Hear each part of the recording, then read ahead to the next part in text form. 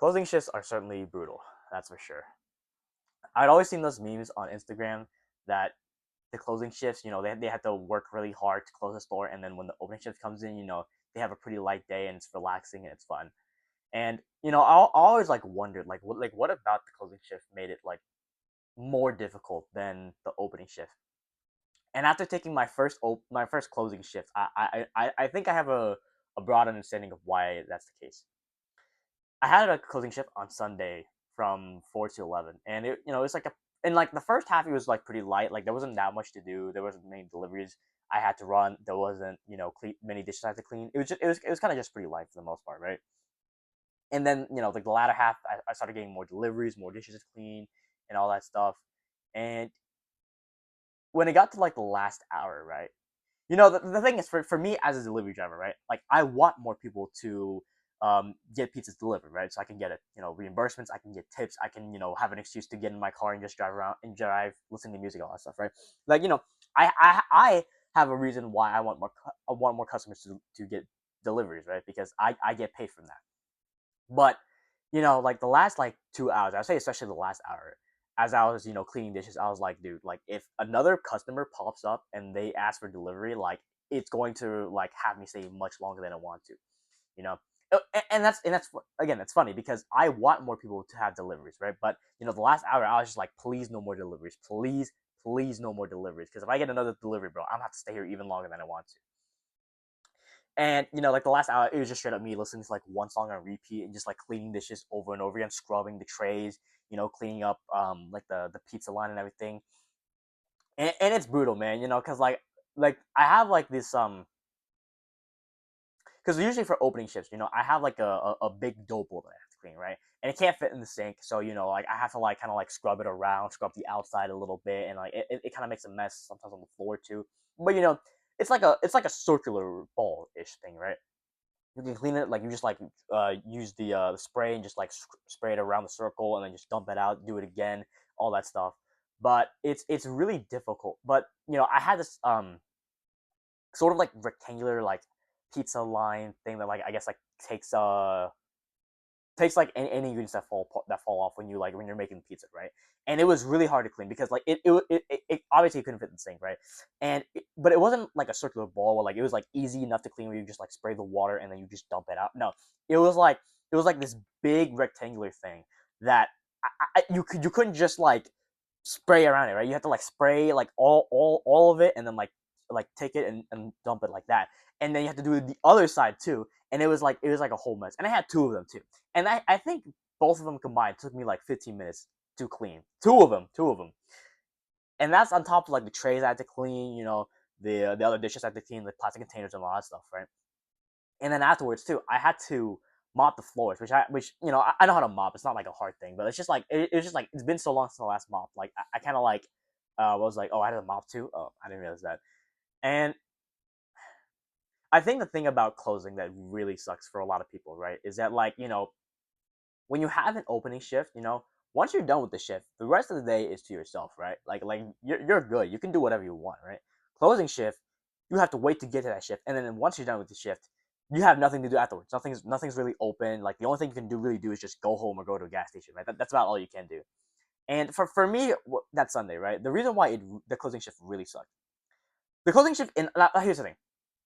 I think closing shifts in isolation are not that bad. They're bad, but they're not that bad. But but on Sunday when I closed, I had an opening shift on Monday, and I had like less than a 12-hour difference between those two. And I couldn't just brush my teeth, shower, and then go to sleep. No, I had to do my laundry as well because both my work clothes were dirty. So I had to stay up another two, well, actually, really 3 hours just to do my laundry, shower, brush my teeth, all that stuff. And then I wake up, brush my teeth, dress up, and then go to work right after. And like I like any like people who do like clopening shifts, they call it like clopening because you're closing and you're opening. Like that, those shifts are really bad, right?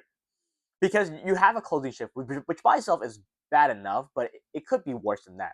But then you have a shift afterwards, and you're just like, well, crap, I can't do anything. So you just have to go. You just have to you know shower now. You can't do anything afterwards. So you just shower, brush your teeth, sleep, brush your teeth again, and then just go to work right after, right? And opening shifts for me, like they're very easy for the most part. All I do is just make the dough, clean dishes, do deliveries, whatever, right? Like I don't mind opening shifts, because I like opening shifts.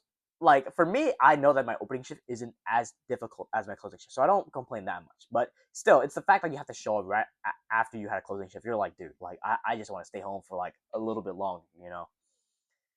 And I think with closing shifts, right? Like you really do, especially once you get to like actual closing time, right? It's not like like 4 hours until closing time or like 3 hours until closing time, right? Like once you get to like 2 and especially like 1 hour closing time, right?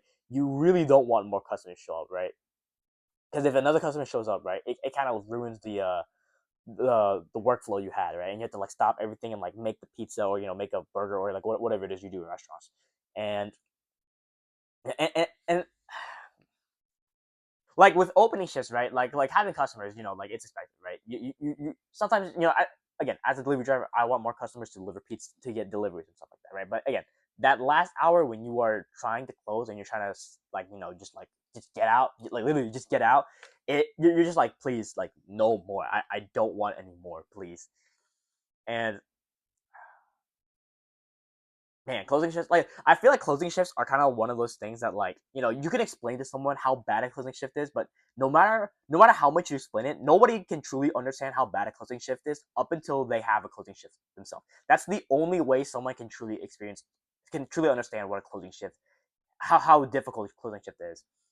And I didn't even have to take the closing shifts actually. Like this one I could have like this one I volunteered for it, or not volunteered, but like there was like on the app for the schedule app we have for work.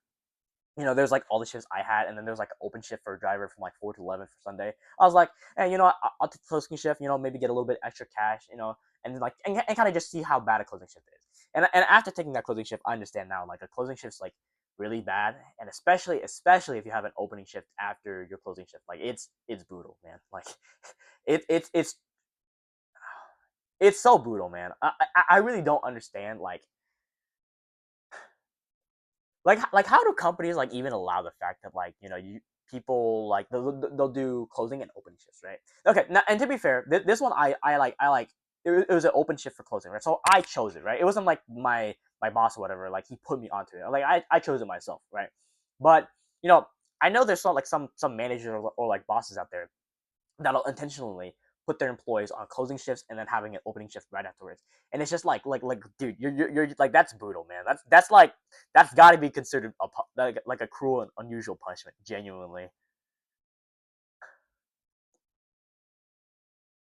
Like, because the thing is,